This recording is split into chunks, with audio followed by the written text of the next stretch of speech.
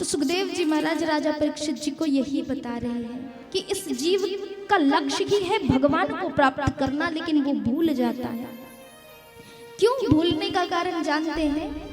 हमें विश्वास नहीं है भगवान के प्रति, हमारी भक्ति जो है वो प्रबल नहीं है प्रभु के प्रति। भक्ति क्या है? चलो बताइए, भक्ति क्या है आपके हिसाब से? भक्ति क्या है? भगवान के सामने जाकर के पूजा करना, आरती दिखाना, अगरबत्ती जलाना, तिलक लगाना, मेवे मिष्ठान खिलाना भगवान को, ये भक्ति है? तो भगवान का नाम जाप करना, ये भक्ति है? कहते हैं भक्ति समर्पण को कहते हैं, समर्पण इति नामा भक्ति। अब ये भक्ति जरूरी नहीं कि भगवान से ही की जाए, आप जिसके सामने, जिसके समक्ष अपने आप को समर्पित कर देते हैं, आपकी भक्ति उसके सामने प्रकट हो जाती है। तो समर्पण करना ही भक्ति है। अगर आप भक्ति करते हैं तो सिर्फ ये आरती दिखाना, दीपक जलाना, तिलक लगाना, मेवे मिष्ठान भगवान को, ये भक्ति नहीं है। समर्पित कीजिए भगवान को कि प्रभु तेरा तुझको अर्पण, क्या लागत है मोर। ये जो शरीर दिया है ना, ये नासवान है, और ये दिया हुआ भी आपको अर्पण है प्रभु। ये मेरे कोई काम का है नहीं,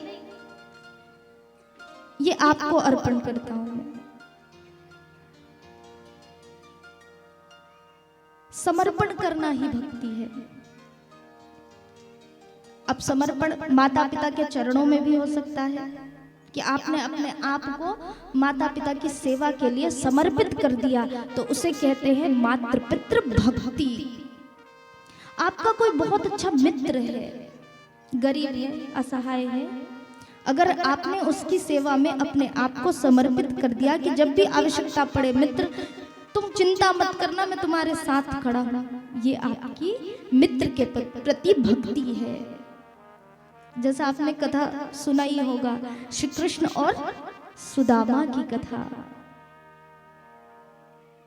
सुदामा ने कृष्ण के लिए समर्पण किया और मेरे कृष्ण जी ने सुदामा के लिए समर्पण कर दिया, वो भक्ति है। अब ये समर्पण यदि आपके गुरु के चरणों में होता है, आपने गुरु बनाया, गुरु के चरणों में अपने आप को यदि आपने समर्पित कर दिया, तो वो आपकी गुरु भक्ति कहलाती है। तो भक्ति का अर्थ ये है समर्पित करना।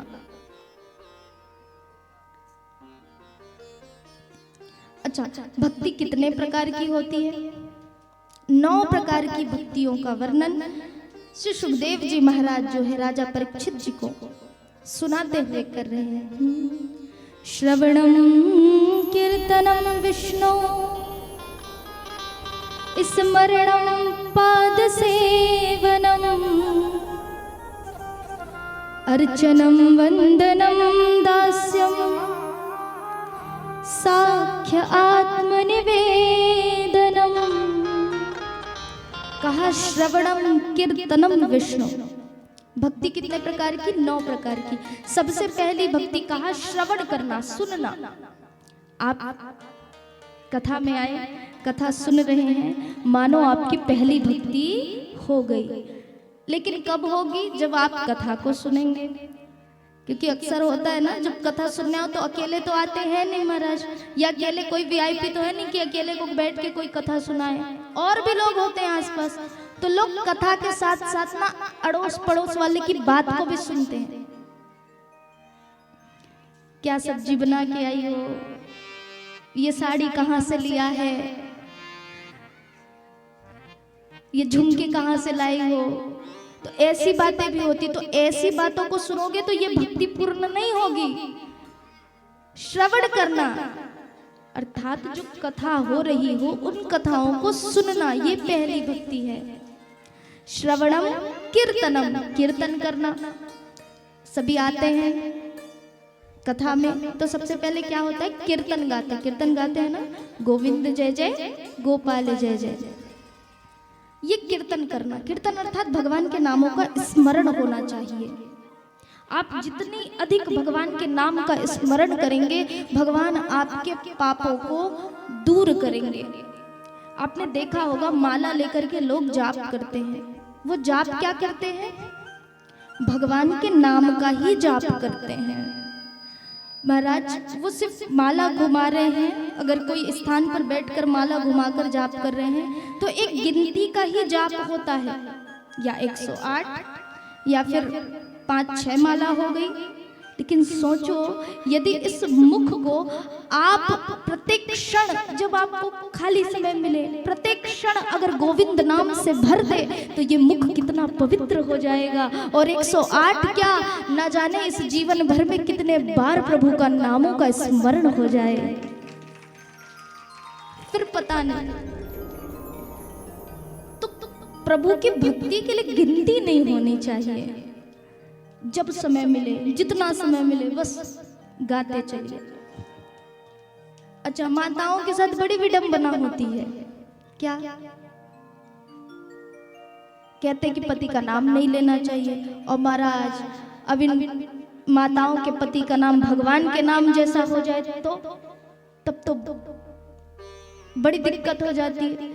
नाम है गोविंद, नाम है गोपाल, और हम कहे गोविंद गोपाल, आप क्या कहेंगे?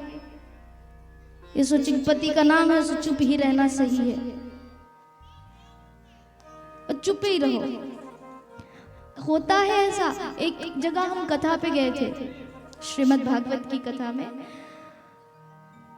तो जैसे कि आप सबको हम कहते हैं ना कि गाइए, ताली बजाइए, तो सब ताली बजाते थे और गाते भी थे संकीर्तन। गोविंद जय जय, गोपाल जय जय, राधा रमण हरि गोविंद जय जय। सारी माताएं गाती थी, लेकिन एक माता जी सामने ही आके बैठे, लेकिन गाए नहीं, गाती नहीं थी।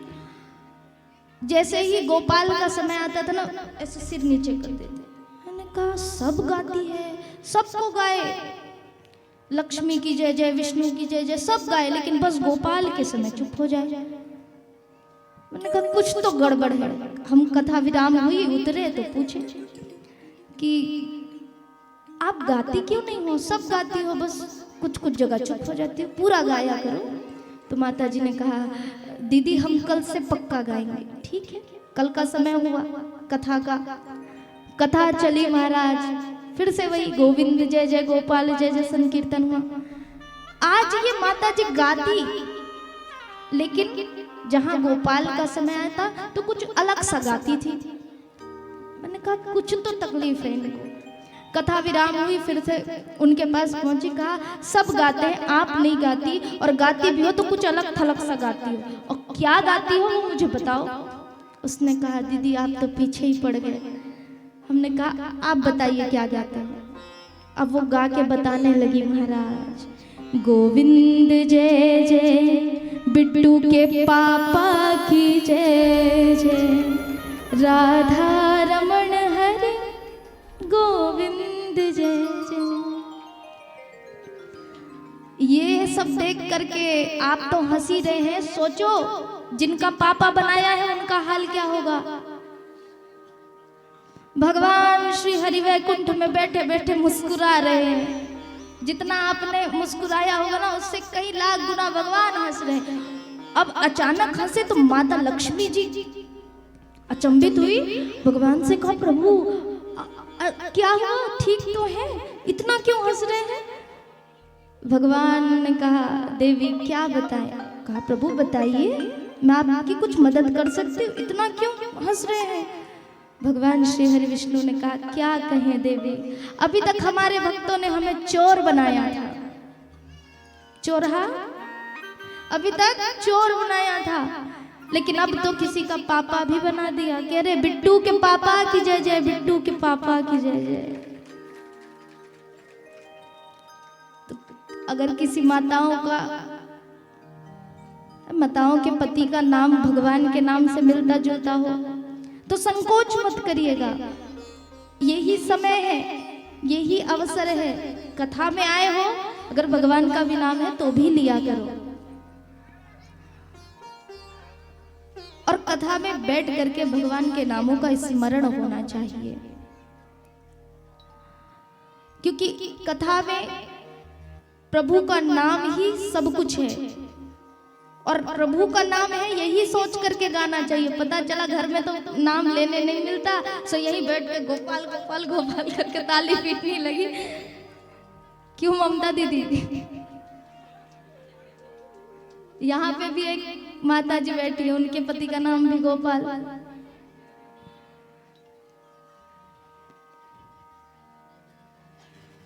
तो महाराज ये हमारे संस्कृति है, प्राचीनतम काल से आ रहा है कि माताओं को अपने पति का नाम नहीं लेना चाहिए, और इसीलिए माताएं इस भाव को स्वीकार भी करती है और नाम नहीं लेती है। लेकिन प्रभु बता रहे हैं क्या? कीर्तन करना मेरी दूसरी भक्ति है। श्रवणम कीर्तनम विष्णु स्मरणम पाद सेवनम, स्मरण करना, प्रभु को प्रत्येक समय प्रत्येक क्षण स्मरण में रखना, ये मेरी तीसरी भक्ति है। अब स्मरण कैसे कर सकते हैं? आप घर में झाड़ू लगाते लगाते भगवान के कीर्तन को गा सकते हैं। श्री कृष्ण गोविंद हरे मुरारी, हे नाथ नारायण वासुदेव, हरे राम राम राम हरे हरे। झाड़ू लगाते हुए, खाना बनाते हुए, जब आप इन सारे काम को करते हुए भगवान का नाम गुनगुनाने लगेंगी तो सोचिए आपका घर कितना पवित्र हो जाएगा। फिर आपको मंदिर ढूंढने की आवश्यकता नहीं, आपका घर ही मंदिर हो जाएगा। आपको प्रभु की प्रसादी के लिए हाथ फैलाने की आवश्यकता नहीं, जो भोजन आप बनाएंगी वो भोजन ही प्रसाद बन जाएगा। तो महाराज प्रभु का स्मरण हो, स्मरणम पाद सेवनम, चरणों की सेवा करना ही प्रभु की चौथी भक्ति है। पाद सेवन, चरण सेवा, चरण चाप होनी चाहिए। अगर आपने अपने घर में प्रभु की